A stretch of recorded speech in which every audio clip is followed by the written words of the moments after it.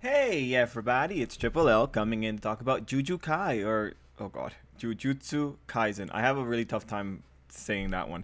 But Jujutsu Kaisen, episode 1, this is my official review and stuff. Hey, welcome. It's a little bit late, that Jujutsu Kaisen's been out for a while, but I'm slowly getting through all the anime that I need to get through.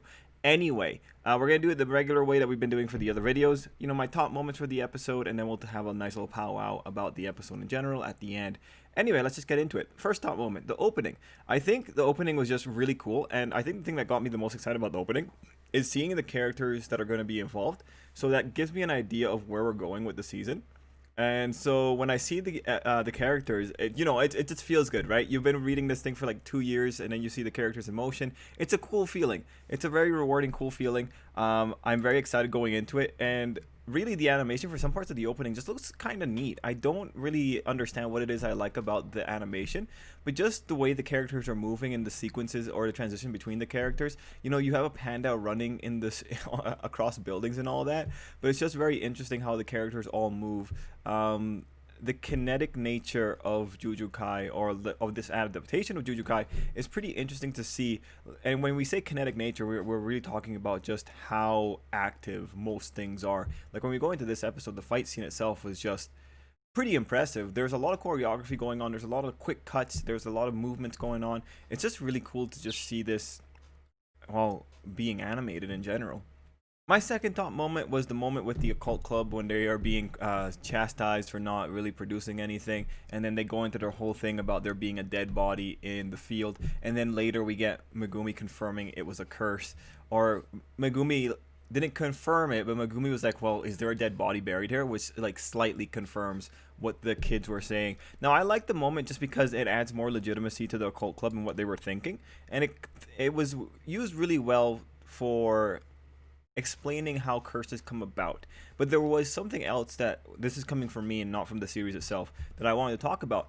And that was the nature of causality when it comes to certain schools of thought, when it comes to like either New Age thought or maybe some old splinter Buddhist thought or some other Gnostic thought. Well, because in the episode you saw that I think it was the student council president. I think he was the one that said, "Oh no, this is just ticks. People have ticks, or like they got a tick bite, they got Lyme disease, blah blah blah." And that's why the field's not being used, and that's why like all the accidents are happening. In this situation, we see that both the Occult Club are right, and most likely the president is right. And what's really interesting is just the nature of causality is one where it depends on how far back you go into causal thought. And what I mean by that is there's always a question as to where exactly the chain of causality starts. So for instance, the president said that we had the lice problem and that's why the students weren't using the field or whatever else was the logic. But then it's like, well, if there is a curse there, could we say that the lice were not caused by the curse? Because the way it would work is like you just say there is a curse placed on an area. All the curse needs is a negative outcome. How that negative outcome manifests isn't what's valuable. What ultimately matters is that the negative outcome happens. So, you know, if we were to play this game and we were to use other fun examples from real life, if we have any, I believe there was a case where people were said if they ever entered a particular tomb, they were going to be cursed to die after entering the tomb, or you know they were going to have a curse placed upon their lives. And then I think there was an interesting case where the people who had gone into a tomb, some researchers, they excavated it, they explored it, and then shortly thereafter, like within a couple of years, the majority of that team had died. Now I don't remember the full story, but scientifically, we know that they died because they were exposed to noxious fumes that were inside of the tomb. And people say, well, like you know, that's not a curse. That's just natural phenomena, right? But there is the question: is natural phenomena not a mechanism by which a curse could exert its power? So in that case, when you're talking with someone who has a particular view of the nature of causality, what ends up happening is that they're saying, well, the natural world is the mechanism by which divine phenomena happens. The magic is in the mundane, is what they would usually say. And so it's just really interesting because we come back here to Jujutsu Kai, and you know we have a very reasonable explanation. Lyme, or sorry, ticks. Ticks are the reason that no one's using the field, but is that not in of itself a manifestation of a cause and effect relationship from something biasing negative events to occur in this one area. It's just kind of interesting to think about things like that, because what it ultimately says, it just kind of throws a wrench into what is the typical cause and effect, and it also throws a wrench into what people usually think of scientific phenomena. Scientific phenomena could very well be the tool of the divine as well. Especially if you're a more spiritual person and you believe in God and all that, like our world is based off of scientific phenomena. But at the end of the day, if there is a creator, the creator must have created scientific phenomena, right? So it's just interesting to think about. Anyway, moving on to my next top moment, Itadori versus the coach. Now, this was really important because it establishes how strong Yuji is, and it was also done in a really entertaining manner. So this is an issue of defining the character, and in terms of defining Yuji, the episode did really great. When you see that sequence, you fully understand, okay, Itadori is different. Bonus top moment. It was when Megumi name dropped someone called Zenin Senpai. So anime onlys, I want to give you a little bit of advice. Remember name drops. Name drops are really important in Jujutsu Kai because that's how the author prepares you for characters that show up. If you're not paying attention to the names that are being thrown around, one day a character is just going to pop up and you're going to be expected to have some kind of idea of them.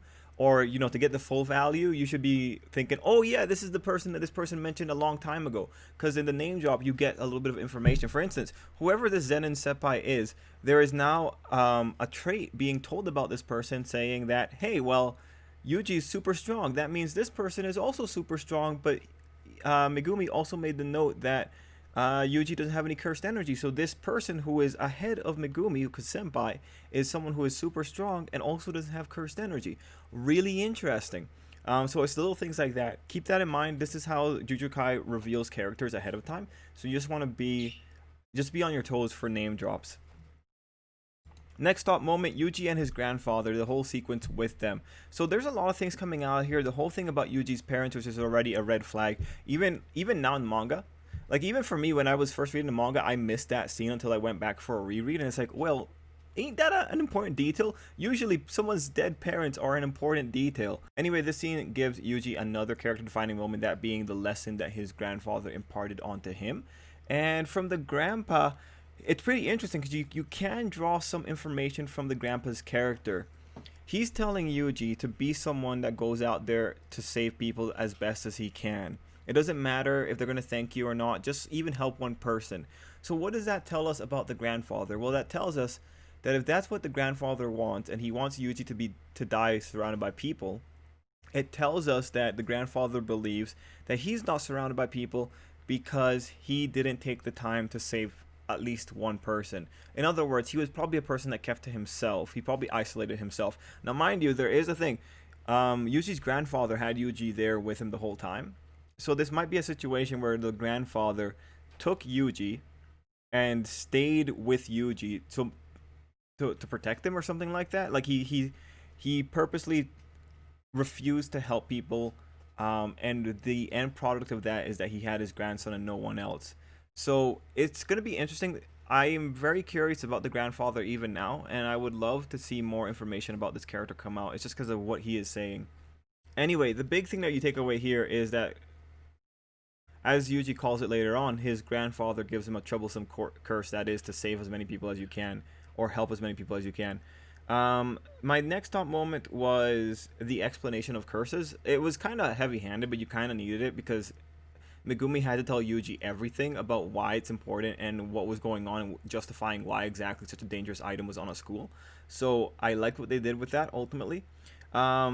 My next top moment, of course, are the fight scenes. The fight scenes were amazing. I'm just wowed by the choreography. It's cool to see just like a sequence of a guy's foot jumping on a tentacle and him grabbing something from the air, or just the entirety of the fight scene was just fluid.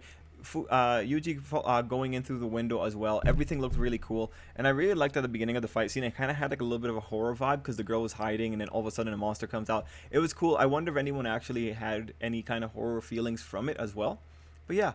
And then my final top moment was, of course, Sukuna being unleashed. They did a really cool thing with his face where they kind of put like a fisheye lens on it, kind of distorted the face a little bit. It looked neat. I think definitely solid. And it very quickly establishes what Sukuna is about, and it also gave us that really nice moment where Yuji is fighting back and is trying to take back control of his body, which when you see the cold open, we know that Yuji is going to be conscious after this, so it's just Very interesting. The preview also shows us that we're going to be getting a fight next episode. So those are my top moments. I think solid episode. When it comes into just generally what we're looking at here, the big thing that the episode wants to give you is Yuji's characterization. And the episode did a cool thing where Yuji is going through his internal monologue, thinking about what he's doing. He's introspecting. He's thinking like, what's the difference between this death and the death that I experienced earlier? Why am I afraid? All these little things are what make Yuji his own character. He's very self-aware, and that's one thing that the thing really wants you to take away. Now, what we need to look for here is Yuji's guiding philosophy, and we have one good part of it in that the curse that his grandpa gave him of saving as many people as you can if you can help it. There is a second one, and that being Yuji's relationship with death. As we see at one point in the episode when he saves his friends, he's saying that, well, everyone deserves to die peacefully. So we have here two elements that are going to be pretty central to Yuji's character. So as we go forward, what we need to see is how these two elements bring him into conflict. In terms of expressing these elements, I think the episode did really well. The one that might kind of get away from people is the element about wanting people to have a respectful death, having a kind death. That's the element that might get away from people because it was just kind of squeezed in there in between action shots. So keep that in mind. Remember that element. In other things for the episode, what else did we get? We had a pretty good introduction to Megumi. We saw his powers. We saw that he creates Shikigami. He was going to use something called Nue, but it didn't come out. Any other things going on in the episode? Nah, it was ultimately a solid introduction episode for Yuji and Megumi, and it was neat to see all the dynamicness of the choreography and all that. Guys, let me know what you thought down below for Jujutsu Kai. Thank you so much for watching, and until next time, I hope you have an absolutely great day.